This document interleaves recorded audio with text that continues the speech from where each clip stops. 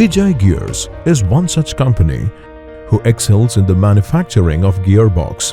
The company was established by Mr. Digambar Mule in 1994 along with Veerabhadra Industries and Vijay Gears in Aurangabad, Maharashtra. Right from the inception, Vijay Gears is working with excellent quality and professional ethics. Under the leadership of Mr. Digambar Mule, the company aims towards sustainability by providing unique mechanical solutions. जब हमने business चालू किया था तो conventional setup था पूरा, और customer support और मार्केट डिमांड की ध्यान में रखते हुए हमने ये कन्वेंशियल टू CNC VMC में आ गए।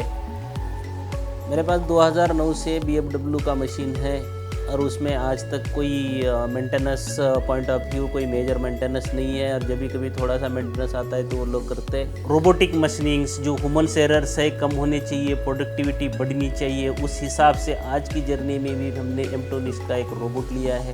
तो इन्होंने भी हमको सपोर्ट किया है कि जो वेरिएबल कंपोनेंट्स, अलग अलग साइज़ के models, rear covers, housing bodies, ये सब उसमें कॉम्बिनेशन करके बिठाया है।